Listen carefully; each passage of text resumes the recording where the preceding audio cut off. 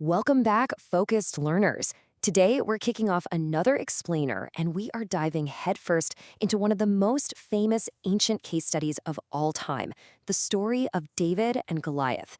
But listen, we aren't just looking at this as some dusty history lesson. Oh, no. We're unpacking this as a practical, actionable framework for a massive mindset shift. So let's get right into it. I want to start by asking you a really simple but honestly profound question. What would you do if you had to face a giant? Like, really put yourself in that scenario for a second. We're not talking about a minor little hurdle here. According to our sources, we're looking at a giant so terrifying, so overwhelmingly powerful, that highly trained, battle-hardened soldiers were literally running away in sheer terror just at the sight of him. Section 1. A giant problem. So, picture this. Long ago, in the ancient land of Israel, you've got two huge armies locked in this incredibly tense, utterly paralyzed standoff. And during this agonizing daily routine, a massive warrior named Goliath steps forward every single day. Our sources describe him crystal clearly. He was impossibly strong, completely fearless, and he'd boom out this direct challenge to the opposing army, basically daring anyone to fight him one-on-one. And despite the massive size of the army he was taunting, total paralysis. Nobody, and I mean nobody, dared to answer him. Section 2. The unlikely challenger. Okay, let's dive into this. Right when it seemed like this terrifying standoff was just never going to end, this completely disruptive underdog arrives on the scene and entirely shatters everyone's expectations. The sheer absurdity of this matchup is honestly staggering. On the left side, you have Goliath. He's a massive, highly trained professional warrior, absolutely covered from head to toe in heavy armor. And on the right, facing him, it's David, a young shepherd boy with zero armor who literally only showed up to bring some food to his brothers. The contrast here between traditional, heavy military power and the seemingly unprepared civilian is just absolute night and day. Section 3.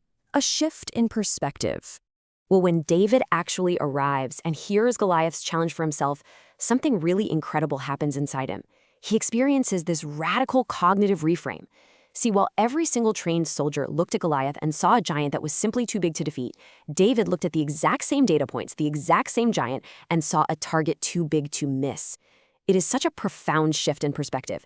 David firmly believed that absolutely no problem was greater than God's power, and because of that one core belief, his entire view of the threat was completely transformed. Because of that massive internal shift, David boldly steps right up and declares, "I will fight him." And you know how the establishment reacted? They laughed. He was immediately mocked, dismissed, and told he was just a kid. But here's the thing. David's confidence wasn't rooted in his own physical strength, and it certainly wasn't in military training. He didn't have any. His reliance was totally, completely on faith. He was just operating on a totally different wavelength than the terrified soldiers around him. Section 4. The unconventional victory. So going against literally all military logic and traditional wisdom, this young, totally unarmored shepherd boy actually steps out onto the open battlefield to face down this massive warrior. As they walk toward each other, Goliath is just deeply insulted. He arrogantly mocks David, shouting out, "Am I a dog that you come at me with sticks?" Goliath is looking at this purely through the lens of traditional warfare, right? And from that conventional angle, David's lack of standard weaponry is downright laughable to him. But David? He doesn't even miss a beat. He instantly fires back with this resolute verbal counterpunch of his own. He says, "You come with sword and spear, but I come in the name of the Lord." This brilliantly highlights his unshakable conviction right there in the face of imminent deadly danger. He is crystal clear on exactly what he's relying on right before the physical action kicks off. And then the action happens incredibly fast. Our source breaks it down into a super swift, highly unconventional sequence of events. First, David took a simple stone. Second, he placed it right into his shepherd's sling. And third, with just one single, incredibly precise throw, he launched it at the giant. He didn't even try to engage in hand-to-hand combat. He just used the everyday tools he already knew to bypass the giant's strengths entirely. The result was absolutely immediate. The giant fell. In a split second, that paralyzing fear that had totally gripped the entire army was flipped into a massive shout of victory. And that is the core of this historical account right there.